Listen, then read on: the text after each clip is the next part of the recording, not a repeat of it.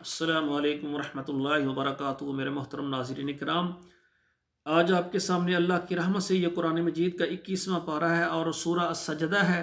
آیت نمبر 21 سے لے کر 25 تک یہ 5 آیات ہیں۔ پہلے تلاوت سنیں پھر ان کا ترجمہ عرض کروں گا۔ اعوذ باللہ من الشیطان الرجیم، بسم اللہ الرحمن الرحیم۔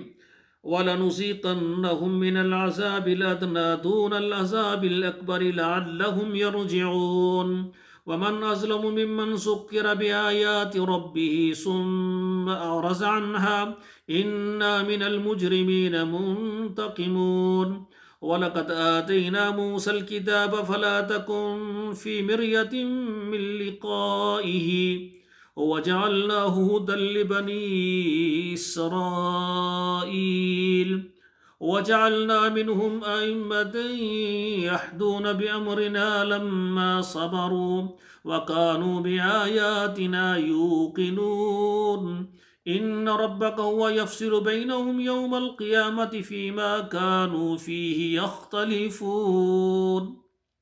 ناظرین کرام، یہ 5 آیات ان کی تلاوت سن چکے ہیں آپ، اب ان کا ترجمہ سنیں۔ وَلَنُذِيقَنَّهُم مِّنَ الْعَذَابِ الْأَدْنَىٰ، اور ہم ان کو ضرور چکھائیں گے تھوڑا عذاب، دون العذاب الاکبر، بڑے عذاب سے، لَعَلَّهُمْ يَرْجِعُونَ، تاکہ وہ پھر رہیں، رجوع کر لیں۔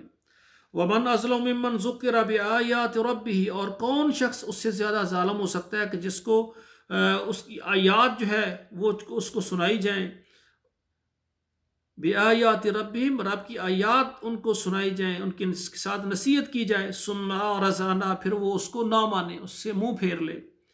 إِنَّا مِنَ الْمُجْرِمِينَ مُنْتَقِمُونَ، ہم مجرموں سے انتقام لیں گے، بدلہ لیں گے۔ وَلَقَدْ آتَيْنَا مُوسَى الْكِتَابَ، اور ہم نے موسیٰ علیہ السلام کو کتاب دی، فَلَا تَكُنْ فِي مِرْيَةٍ مِّن لِّقَائِهِ، کہ ہماری ملاقات کے متعلق شک نہ کریں، دھوکے میں نہ رہیں۔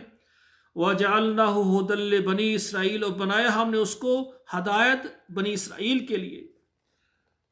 وَجَعَلْنَا مِنْهُمْ أَئِمَّةً يَهْدُونَ بِأَمْرِنَا، اور ہم نے بنائے ان میں پیشوا، يَهْدُونَ بِأَمْرِنَا، وہ ہمارے حکم سے ہمارے راہ بتائیں۔